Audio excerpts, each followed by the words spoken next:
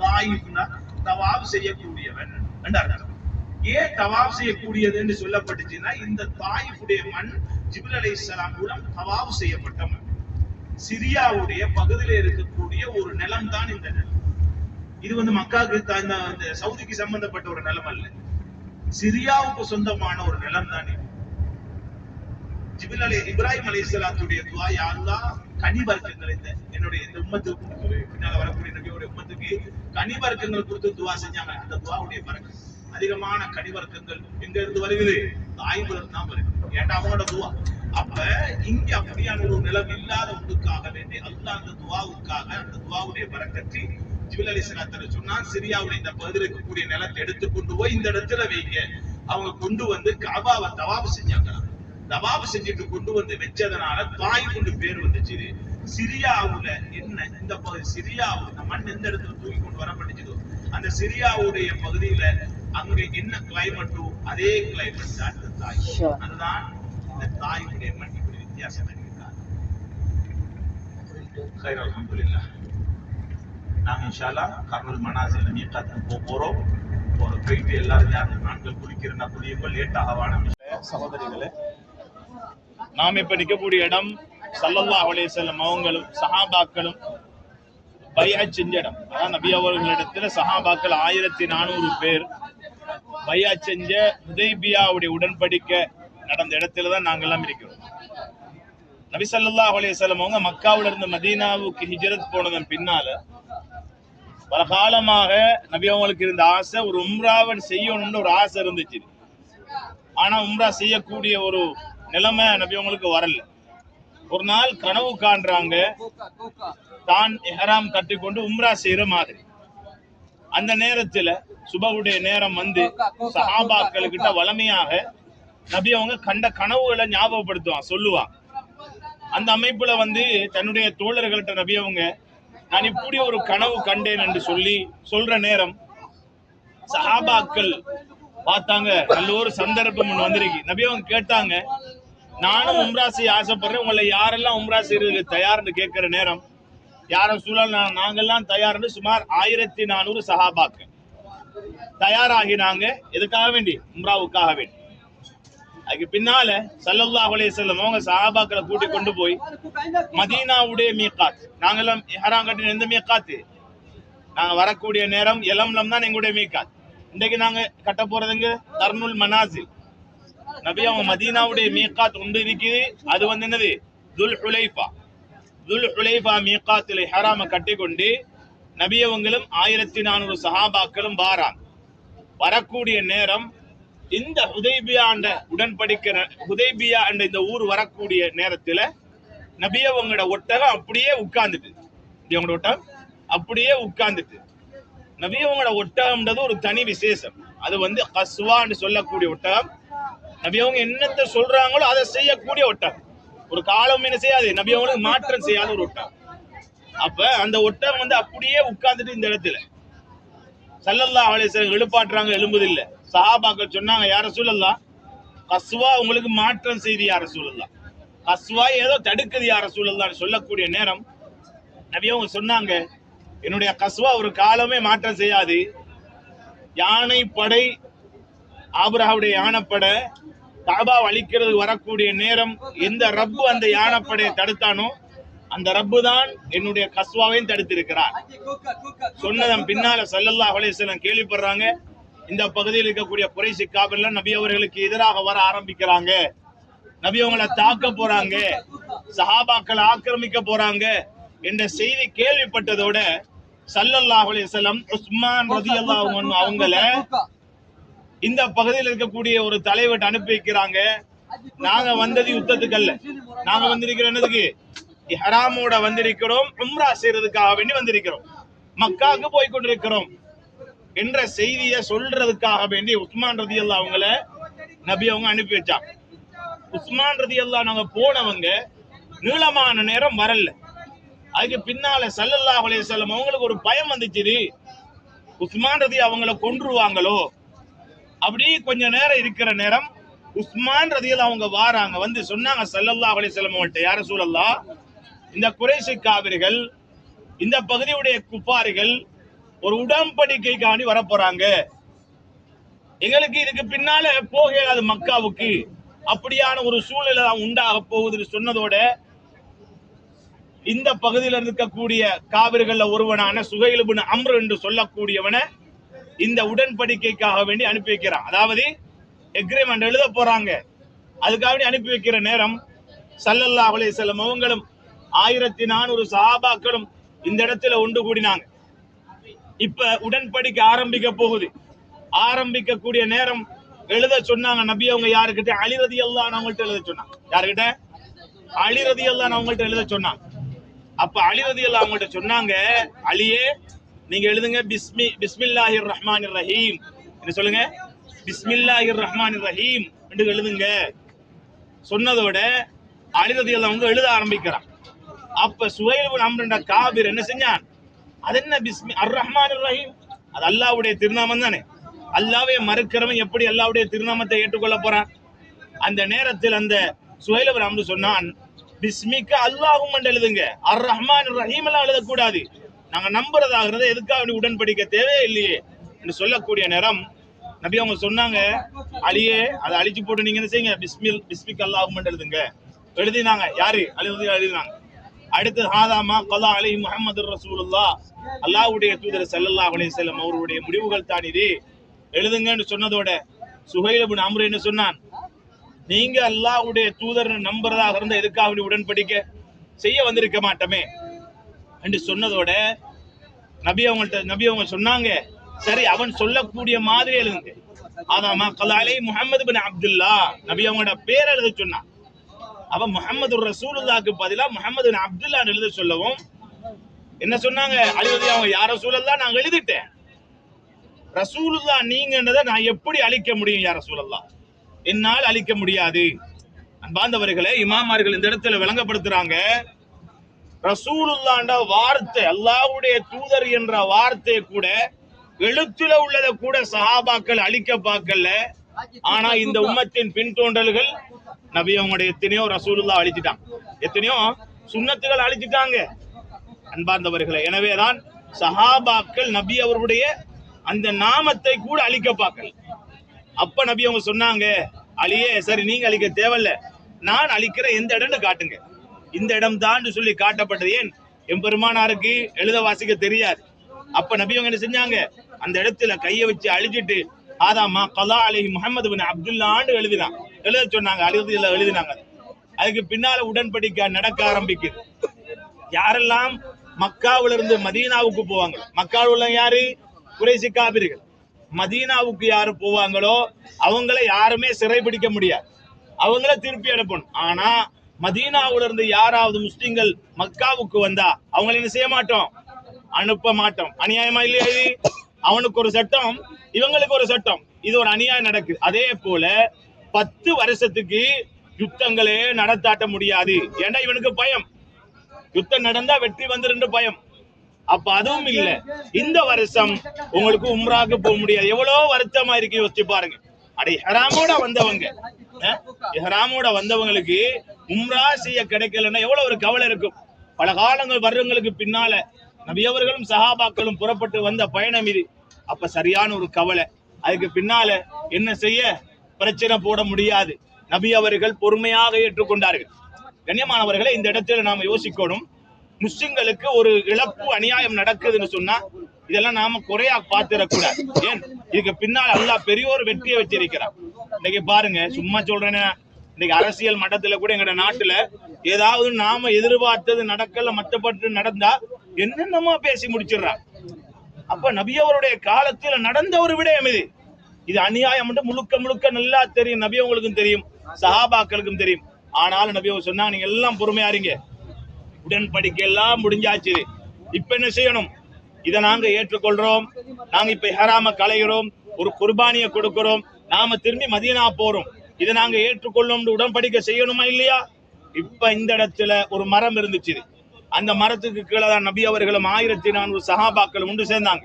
அப்ப நபி அவங்க சொன்னாங்க, எல்லாரும் வாங்க எனக்கிட்ட, நீங்க யார் யாரெல்லாம் இந்த உடன்படிக்கைக்கு நீங்க அதாவது சம்மதிக்கிறீங்களோ அவங்க எல்லாம் உங்களோட கையை வைங்க என்று சொன்னதோட நபி அவருடைய கையோட 1400 சஹாபாக்கள் கை வச்சாங்க. 1400 பேர் என்ன செஞ்சாங்க? உடன்படிக்கை செஞ்சாங்க. இந்த இடத்துல ஏற்றுக்கொண்டு அதுக்கு தான் பேர் பைஅத்துர் ரிதுவான் என்று சொல்லப்படுகிறது. கண்ணியமானவர்களே, அப்ப அல்லாஹ் ரப்பல் ஆலமீன் வசனம் திறக்கிறான். ஏன்? என்னுடைய தோழர்களுடைய, என்னுடைய நபி அவருடைய தோழர்கள் இப்படி எல்லாம் அவங்க என்ன செஞ்சிட்டாங்க? நபி அவர்களுக்கு வழிபட்டுட்டாங்களே. அல்லாஹ் கொடுத்த கண்ணியம் என்ன? லக்கது சதகல்லாஹ், அல்லாஹ் சொல்றான், லக்கது ரதியல்லாஹு அனில் முஃமினீன் இது யுபாயிஊனக தஹ்த ஷஜரா. இந்த மரத்துக்கு கீழே யாரெல்லாம் உங்ககிட்ட உடன்படிக்கை செஞ்சாங்களோ நபியே, அவர்களை அல்லாஹ் சொர்க்கவாதிகளாக கபூல் செய்தான். சொர்க்கவாதிகளை அவர்களை பொருந்தி கொண்டான். பாலிமமா ஃபீ குலூபிஹிம், அவருடைய உள்ளத்திலே இருக்கும் இந்த நோவினை உம்ரா செய்ய போக கிடைக்காதே, இப்படியான ஒரு அநியாயமான உடன்படிக்கை செய்யறானே என்ற ஒரு வேதனை இருக்கிறது எனக்கு தெரியும். வஅன்ஸல ஸகீனத அலைஹிம், இருந்தாலும் அல்லாஹ் அவர்களுக்கு ஒரு நிம்மதியை இறக்கினான் உள்ளத்துல. வஅஸாபஹும் ஃபத்ஹன் கரீபா, சமீபமான வெற்றியும் அல்லாஹ் வாக்களிச்சான். அன்பார்ந்தவர்களே, இந்த இடத்துல வச்சுட்டு அல்லாஹ் மக்காவுடைய வெற்றியை கூட வாக்களிச்சான். இது நடக்குது ஹிஜ்ரி 6ஆம் ஆண்டு. எப்ப? ஹிஜ்ரி 6ஆம் ஆண்டு. மக்கா வெற்றி எப்ப கிடைக்குது? ஹிஜ்ரி 8ஆம் ஆண்டு. 10 வருஷத்துக்கு யுத்தம் புரிய முடியாது என்று சொன்னவன் குறைஷி காபிர். ஆனா அல்லாஹ் ரப்பல் ஆலமீன் இவருடைய அநியாயமான உடன்படிக்கைக்கு எதிராக அல்லாஹ் என்ன செஞ்சான்? 2 வருஷத்துல முழு மக்காவையும் அல்லாஹ் கொடுத்தான். முழு மக்காவையும் அல்லாஹ் கொடுத்தான். அதைத்தான் அல்லாஹ் சொல்றான், இன்னா ஃபதஹனா லக ஃபத்ஹம் முபீனா, தெளிவான வெற்றியை நபியே உங்களுக்கு நாங்க தந்துட்டோம். அது என்ன வெற்றி? மக்காவுடைய வெற்றி. அப்ப உடன்படிக்கை முடிஞ்சாச்சு. ஸல்லல்லாஹு அலைஹி வஸல்லம் சொன்னாங்க, அன்பு தோழர்களே, உங்களுடைய ஹராம கலையுங்க, உங்களுடைய என்னது ஒரு குர்பானியை நிறைவேற்றுங்க. ஏன்? உம்ரா முடிக்காம ஹராம கலைஞ்சா ஒரு குர்பான் நிறைவேற்றணும். குர்பானியை கொடுங்க, உங்களோட முடிகளை வெட்டுங்க, திரும்பி போங்க, மதீனாவுக்கு புறப்படுவோம்னு சொல்லி என்ன செஞ்சுட்டாங்க? போயிட்டாங்க. போற நேரம் சந்தோஷமா போயிருப்பாங்களா? சில சஹாபாக்கள் அழுகையோட போனாங்க, கண்ணீரோட போனாங்க. அன்பார்ந்தவர்களே, மதீனாவுக்கு போய் சேருவதற்கு முன்னாலே அல்லாஹ் ரப்பல் ஆலமீன் வெற்றியுடைய வசனத்தை இறக்கி அந்த என்னது ஃபத்ஹ் மக்கா, மக்காவுடைய வெற்றியும் அல்லாஹ் உறுதிப்படுத்தித்தான் அவர்களை மதீனாவுக்கு அனுப்பி வைத்தான்.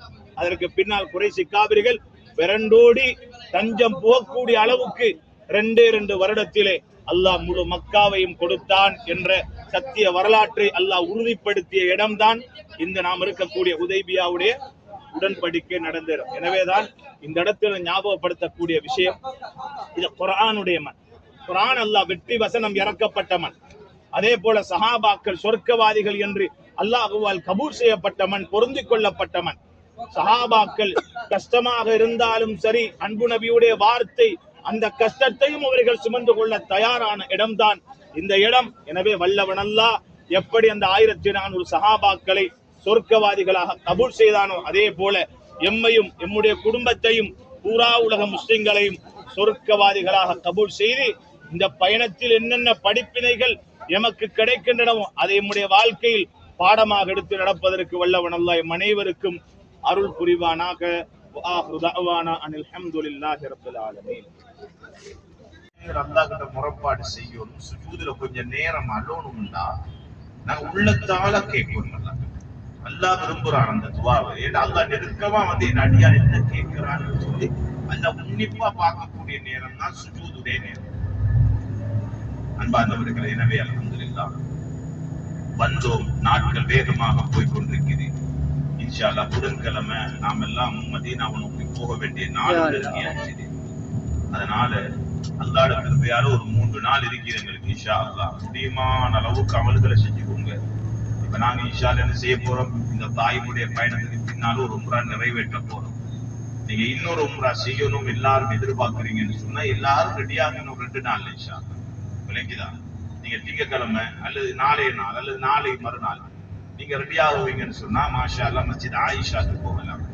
அல்லது எல்லாரும் டாக்ஸி பிடிச்சி இன்ஷா அல்லாஹ் ஜஹரானான ஒரு மீகாத் இருக்கு, அங்க போகலாம். அங்க போயிட்டு இன்ஷா அல்லாஹ் செய்யணும், வந்து ஒரு உம்ராவை நிறைவேற்றணும் இன்ஷா அல்லாஹ். அதை நீங்க தான் மஷூரா பண்ணணும். அதை நாங்க யாரையும் நாங்க போஸ்ட் பண்ண மாட்டோம். எங்களோட ட்ராவல்ஸ் உம்ரா, அதாவது ட்ராவல்ஸால நாங்க 2 உம்ரா செய்ய வைக்கணும். ஒன்று வந்ததோட அடுத்தது தாயினுடைய உம்ரா. கண்ணியமானவர்களே, அந்த அமைப்புல இன்ஷா அல்லாஹ் அமல்கள்ல எந்த சோர்வும் காட்டிடவானம். காரணம் என்றா நாங்க நாளை மறுமையில் அல்லாஹ்வை பார்க்க வேண்டியவங்க, அல்லாஹ்வோட அன்பு அடைய வேண்டியவங்க. இந்த உலகத்தில் எத்தனை நேசமானவர்கள், நேசத்துக்குரியவர்கள், நெருக்கமானவர்கள் இருந்தாலும் எல்லா நெருக்கங்களும் நேசங்களும் மறுமையில இருக்காது. ஒவ்வொருவரும் அவரவர் தேடி ஓடிடுவார். உலகத்துலதான் கணவன் மனைவி லவ்ஸ், மனைவி கணவன் லவ்ஸ், உள்ள குட்டிட்ட அம்மா அப்பா சரியான ரக்கம். ஆனா நாள மறுமன்றது அதுக்கு பேரு யௌமுல் ஃபுர்கான். அது வந்து திரிபுரேனா ஒவ்வொருத்தர் விட்டு ஓடிடுவார். கணவன் மனைவியை கண்டு ஓடிடுவார், மனைவி கணவனை கண்டு ஓடிடுவார். அதெல்லாம் இங்க சொன்னா ஜீரணிக்காது. அப்படி எல்லாம் போடுவீங்க கடைகள் போயாச்சு.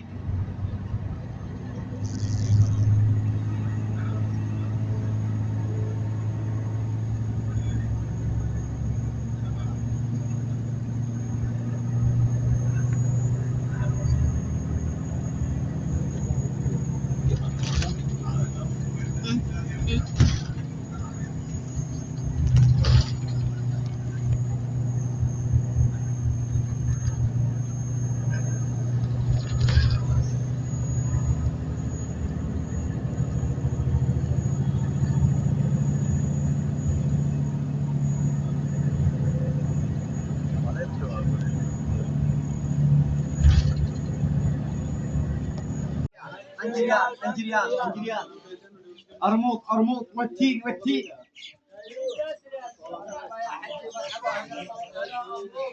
அப்ப என்ன காரணம்டா, இந்த மழை பெய்யக்கூடிய நேரம் அந்த மலையிலிருந்து அப்படியே தண்ணி வருது. தண்ணி வந்து மஸ்ஜிதுக்கு முன்னால அந்த என்ன படிஞ்சிருக்கிற மாதிரி, அந்த நிலத்துல என்ன படிஞ்சிருக்கிற மாதிரி அப்படியே நிக்கும், லேசில காயம். அதனால மஸ்ஜித் மதுஹூன் சொல்லி பேர் வைக்கப்பட்டது. இப்ப பாருங்க, முன்னுக்கு மக்கள் இறங்கி இருக்கிறாங்க, நாங்க இறங்க மாட்டோம். அந்த இடத்துல அப்படியே முன்னுக்கு போவோம். முன்னுக்கு போனா அந்த மஸ்ஜிதுக்கு பேர் மஸ்ஜிது, அதுக்கு சொல்ல மஸ்ஜிதுல் கூர் என்று சொல்லு. இந்த வலது பக்கம் இருக்கிற மஸ்ஜிதை பாருங்க, மஸ்ஜிதுல் கூர் என்று சொல்லுவார்.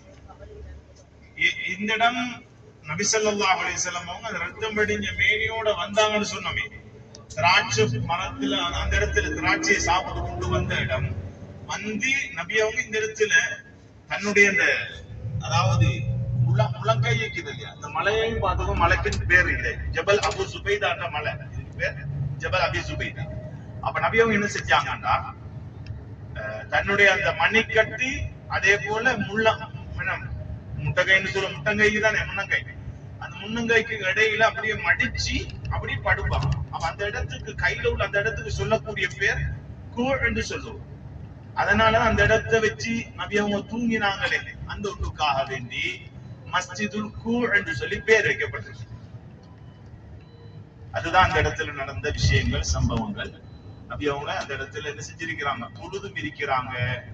இந்த இடத்துல வச்சுதான நபி அவங்க துவா செஞ்சாங்களாம், அல்லாஹ்வின் யஸ்ஃபி இலைக வஅக குவத்தி, நான் எவ்வளவு சக்தியில பலகீனமானவன், இந்த குறையாலதான் இப்படி இந்த மக்கள் நடந்து கொண்டாங்க. தன்னையே நபி அவங்க தாழ்த்தி அல்லாஹ் கிட்ட முறைப்பாடு செஞ்சாங்க. அப்ப இந்த பண்பு எங்கள்கிட்ட வரும். நாம எப்பயாவது எதிர்கொள்வோமா? நாம எதிர்கொள்ள மாட்டோம். பகுதி என்னது, அது வந்து விவசாய நிலம். இந்த பகுதி விவசாய நிலம். இந்த பகுதிக்கு வந்து பெருமளவு தண்ணீர் தேவைப்பட்டுச்சு. அப்ப இந்த பகுதியில இப்னு அப்பாஸ் ரலியல்லாஹு அன்ஹு ஆட்சி காலத்துல அவங்க ஒருத்தரை நியமிச்சு வச்சிருந்தாங்க. அவரோட பேர் வந்து இக்ரிமத்துல் பரீரி, இதுதான் அவரோட பேர். அவர் என்ன செஞ்சாங்கன்னா, அந்த இடத்துக்கு ஒரு பொறுப்புதாரியாக, அதாவது ஒரு கவர்னராக நியமிச்சார். அவர் என்ன செஞ்சாரு, அந்த இடத்துல மிகப்பெரும் ஒரு டேம் அமைச்சார். அந்த டேம் பிற்காலத்துல புனர்நிர்மாணம் செய்யப்பட்டிருக்கு. பெருமளவு தண்ணி தேக்கி வைக்கப்பட்டுச்சு. ஆனா இப்ப வந்து அந்த பகுதியில தண்ணி எடுக்கிறது இல்லை, எல்லாம் லைன் தான். அதனால அந்த இடம் இப்ப என்ன செய்யப்பட்டிருக்கு, மூடப்பட்டிருக்கு. அந்த இடத்துல பாதிக்கிறது. ஒரு சீசன் வரும், அதாவது மழை காலத்துல அந்த பகுதியில தண்ணி நிறைஞ்சிருக்கு. இப்ப எல்லாம் தண்ணி இருக்காது, மழை காலங்கள்ல தண்ணி நிறைஞ்சிருக்கும். அந்த பகுதி பெருமளவு ஒரு டேம் பண்ண கட்டினான். அவனோட பேர் வந்து இக்ரிமத்துல் பரீரி. நிறைய பேர் இக்ரிமா ரலியல்லாஹு யார மகன், இக்ரிமா ரலியல்லாஹு யார மகன் சொல்லுங்களேன். அபூஜஹலுடைய மகன். அபூஜஹல் மகன் இக்ரிமா ரலியல்லாஹு இஸ்லாத்தை ஏற்றுக்கொண்டவங்க. எப்ப ஏற்றுக்கொண்டாங்க, மக்கா வெற்றி கிடைச்சிச்சு இல்லையா, அந்த நேரம் ஏற்றுக்கொண்டாங்க. சிலவங்க என்ன செய்வாங்கன்னா, இந்த இடத்துல வந்து இக்ரிமா ரலியல்லாஹு பத்தி பேசிட்டு மொழிகிட்டு பூசிட்டு பதாமி அடிச்சுட்டு பொட்டி அடிச்சுட்டு போவாங்க. அப்படி ஒரு கதை சங்கதி ஒன்றுமே நினைக்குதா, கொஞ்சம் யோசிங்க என்று சொல்லி அல்லாஹ் சொல்றான். அது மாதிரி நாங்கள் கேட்ட விஷயங்களை நாங்க யோசிக்கிற நேரம் எங்களோட வாழ்க்கையில் நிறைய படிப்பினைகள் வாழ்க்கையில மாற்றம் மாறதுக்காக சந்தர்ப்பமாக இருக்கு. இன்ஷா அல்லாஹ் நாங்க இப்ப நேரா போறோம் இஹ்ராம் கட்டுறதுக்காக மீகாத். இந்த மீகாத்துடைய பேர் என்ன சொல்லுங்களேன் பாப்பா? கர்னல் மனாசி. இதுக்கு இன்னொரு பேர் சொல்லுவாங்க செய்லுல் கபீர். அது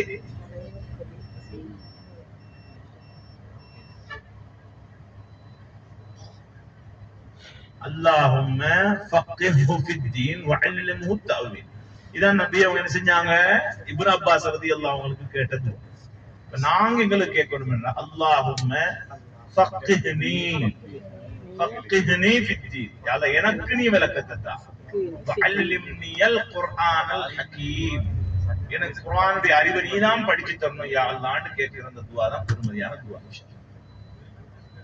அல்லாஹும்ம فقهني في الدين وعلمني القرآن الحكيم.